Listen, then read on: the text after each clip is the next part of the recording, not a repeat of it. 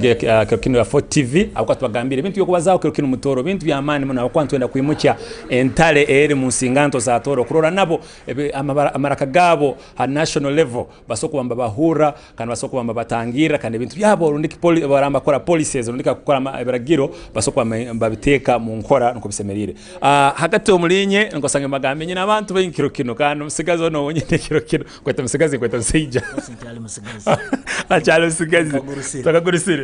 Yes, abantu nkamanyine Mr. Kakuru Thomas inyona mumanyire nyowe though agambye kibaza but I know you are known journalist kandi obalyo mu abantu hano abakirayo kucenchura ndi kutemateme ibintu ya politics ndi kemwe political analyst an mutoro na arora mwensonga stalezimu zimu muhabuzi muntu wensingante very vibrant mutoro ano ogenda kusera nsingante very vibrant mutoro tosoko mwewayo kandi amikuto ekitaliye munemu abaho muno is too vocal kandi amaraka gabe so Kakuru kino tuli hano mukoro guno gwa awakening the lion in Tooro youth obuntu bazaho abegambo byensuhuki statistics tungire turozere data yabatwaire abatekaniza gambire 1.4 million people ensuhuki ezinziruka hero kandi mitwaro kinana mukaga abana batu haima twarora hano mutoro twine two of the biggest camps mu region ya Tooro eginyo chaka tu ekusanga bachegegwa twine rwa mwanja egereka mwenge then twasanga ebichweka kinana hali 10 abo bakazi then ebichweka hali abo ebichweka nkaga hali 10 abo bana bato abalhasi emyaka 18 iwe nkensi ngantu iwe nko okorora statistics bathoire no tekereza kike kisoko kretwa eze nambe nkuto muno esikuruga mahanga kandi kujya kwazata mu Uganda kiki ekizibu. What is the real problem with African countries or our neighboring countries? Obebale muno tekanza program ekyo kubanze kitwine kuyikereza ronde kumanyira kirengo abakiro wingi hasuhuki mu Africa. That's true. No making kumaiso Africa so ekini kimaisangu twine kizimu webembezi as Africa mu mwaka gumu nintekereza tubaire na coupe d'etat nkaitano ronde mukaga. Very true. Gabon, Burkina Faso, Sudan, all these places. Kandi itwena tukimanya ngu Uganda tuliba muhansi mu Africa ezina obwebembezi obulemiro kumala emyaka nyingi muno hatule mugena myaka 40 mwebembezi kutwebembera omurundi gumu akagambo omuntu okumakwike emyaka 75 obwongo nubhaba baitu byamaze gicha hati byahinduka akaba cyakora fit. So eki nikimaisake mtekaniza program nitekereza ngo ekemu habintu eberesere levels abasuhuki genda iguru no political instability eyero kandi political instability neretwa erugirwemo insecurity yarugwamo violence yarugwamo wars so hati ebintu ebyona byeja byaleta immigrations kandi ekintu ekindi kirengo itwa nka Africa tulemere kubuildinga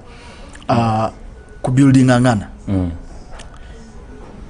haroho ekintu ekikira kubazaho robono it is mutualism and diversity ninkira gambira abantu ngo iwe kuba wanu nyowe kaba wa NRM what should come first we Ugandans so nikimaisa ngo ideas zinkuleta tizina kubanza rolera noho wanu noho NRM noho alliance zina kubanza rolera Uganda twagitwaranka kakuba nyijanga baza a certain project eyokutekereza ngutakuja gukora I should come up with an alternative.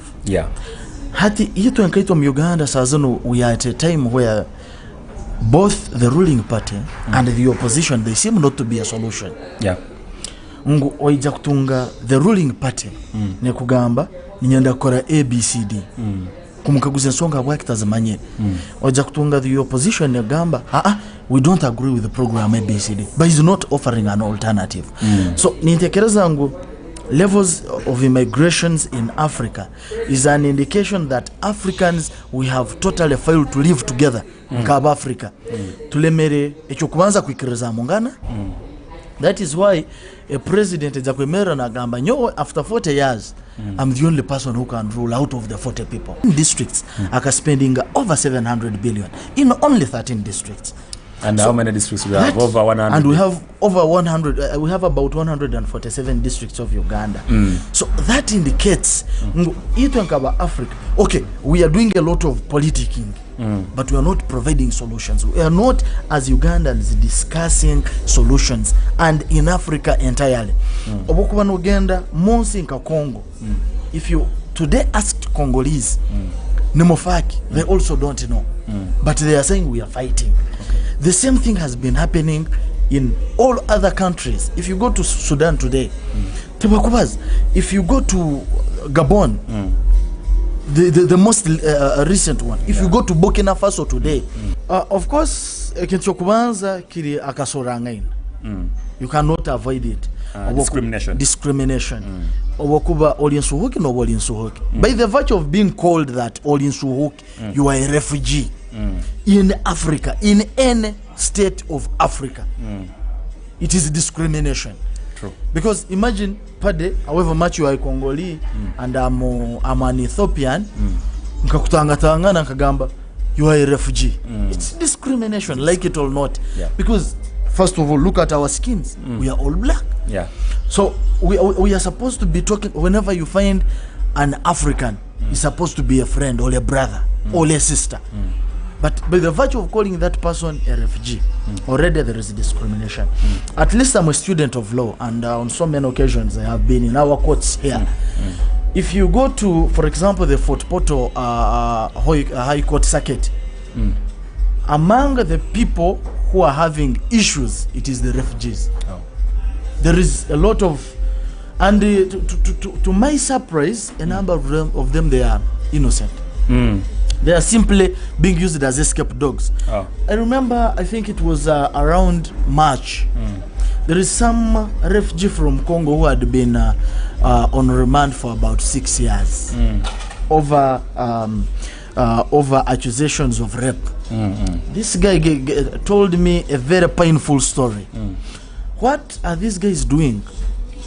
Girls, they claim, has been raped, has been defiled, so that they get visas to get out of the country. So this guy had been used as an scapegoat. The lady accused him. He had raped. He had raped her, and he was in custody for 6 years. Then after the lady had got the visa, then the guy was set free.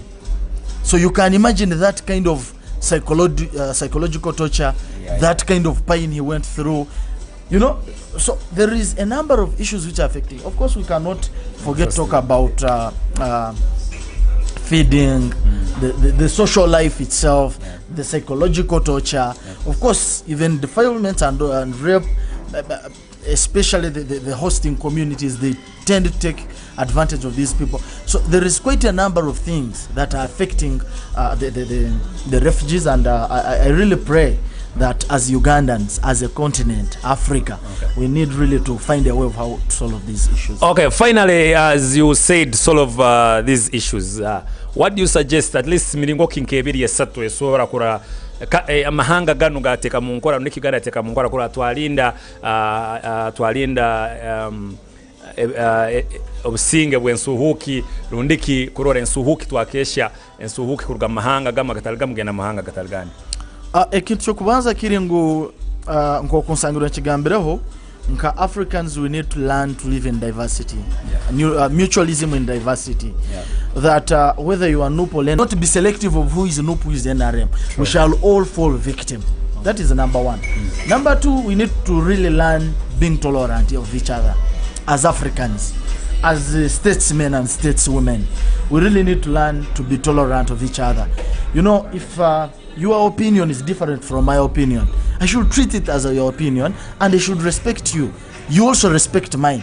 But the things of, you know, whoever says something that is different from yours is an idiot, is a pig, you know, is a terrorist and all that. Such a kind of bad, ill talk. You know, these tribal talks, the Baganda, the Bachiga, the Banyankole, the whoever. They are really bad, and we need as a country